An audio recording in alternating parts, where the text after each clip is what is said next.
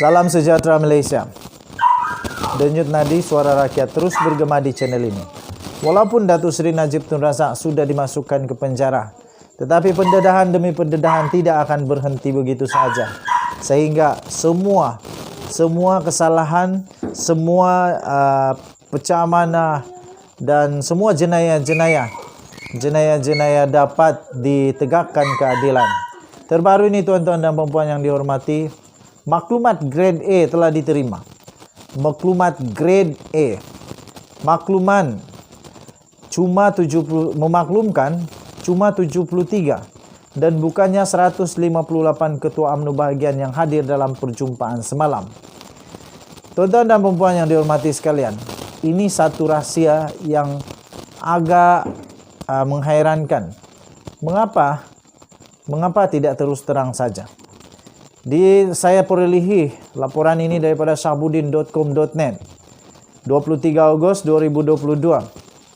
Sebagaimana dilaporkan semalam, banyak media yang menyebut kononnya seramai 158 ketua UMNO bahagian telah hadir dalam perjumpaan mengejut di WTC KL yang digerakkan sendiri oleh Presiden UMNO Datuk Seri Ahmad Zahid Hamidi.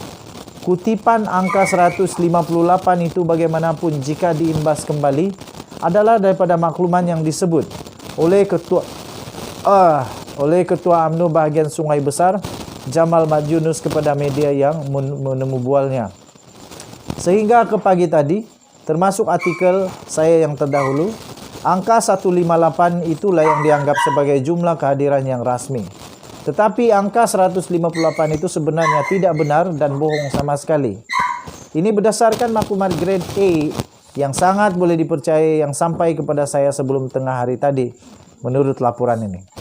Maklumat itu telah memaklumkan hanya sebenarnya 73 orang sahaja ketua bahagian UMNO sahaja yang hadir dalam perjumpaan dengan Presiden UMNO itu di WTC KL semalam. Daripada 73 orang itu pula, 50 orang saja hadir pada perjumpaan sebelah pagi yang bermula jam 11 pagi. Sebelum itu ditangguhkan untuk memberi laluan kepada Zahid Hamidi pergi ke mahkamah. Seramai 23 ketua bahagian lagi hadir pada sebelah petang setelah Zahid Hamidi kembali daripada perbicaraan di mahkamah. Oleh kerana jumlah UMNO sebahagian keseluruhan negara adalah 191 dengan 73 ketua bahagian saja yang hadir, ia bermakna daripada segi keperatusan yang hadir cuma merangkumi 38.2% saja. 38.2% ini juga bererti tidak sampai separuh ketua bahagian yang hadir. Dalam perjumpaan itu turut tiada kata sepakat berjaya diputuskan yang menyetujui agar pilihan raya diadakan dengan segera. Sekali lagi maklumat berkenaan kononnya majoriti ketua-ketua bahagian setuju PRU 15 diadakan dengan segera adalah semata-mata bersandarkan kenyataan Jamal kepada media.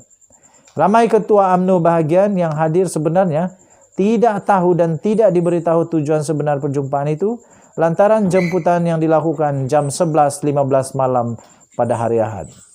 Pada hakikatnya selain hanya 38.2% sejak ketua UMNO bahagian yang hadir, tiada persetujuan majoriti diperolehi untuk mendesak agar Perdana Menteri Ismail Sabri Yaakob membubarkan parlimen dengan segera. Makna kata, baik dari kehadiran dan persetujuan untuk mendesak PRU 15 diadakan dengan segera, kedua-duanya gagal memperolehi keputusan majoriti. Lebih mudah lagi nak difahami, tiada majoriti bermakna kalah dan tidak laku sama sekali terdesakan tersebut.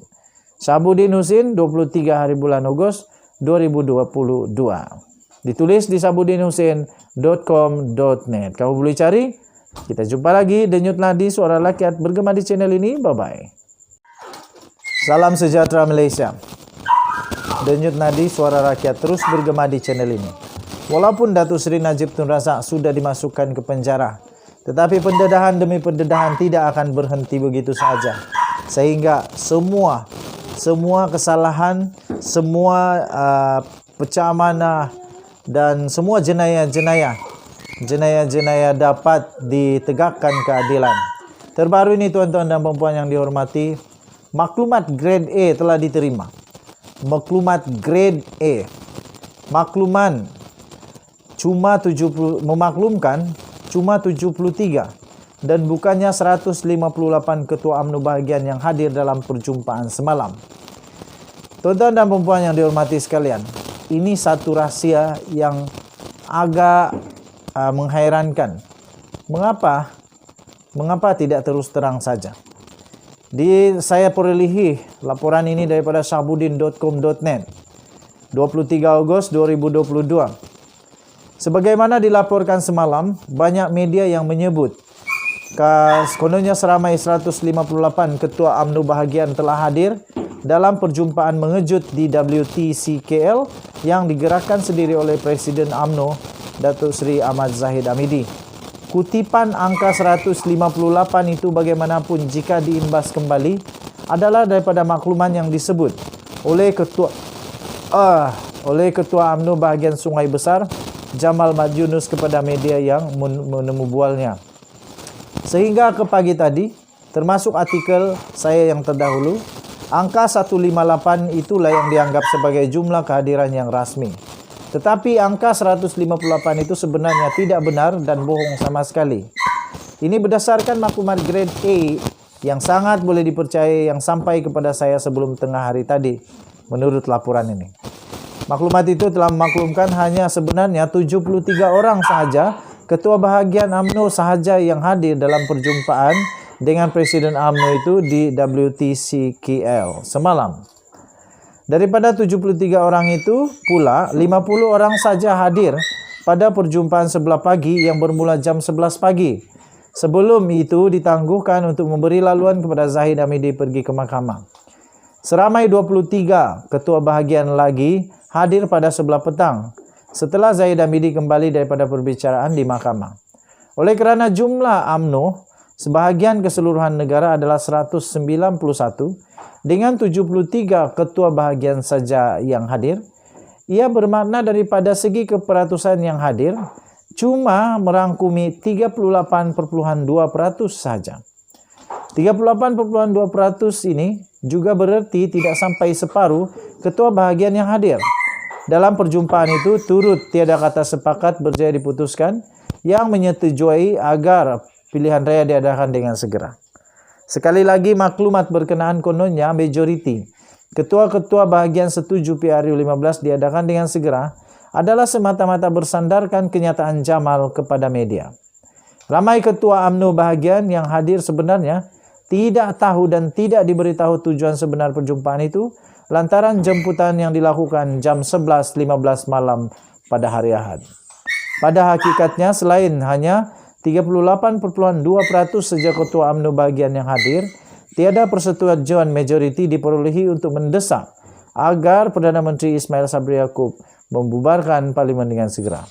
Makna kata, baik dari kehadiran dan persetujuan untuk mendesak PRU 15 diadakan dengan segera, kedua-duanya gagal memperolehi keputusan majoriti.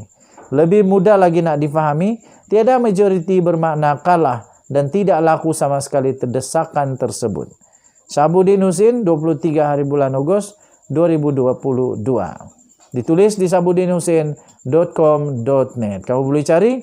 Kita jumpa lagi. Denyut nadi suara rakyat bergema di channel ini. Bye-bye.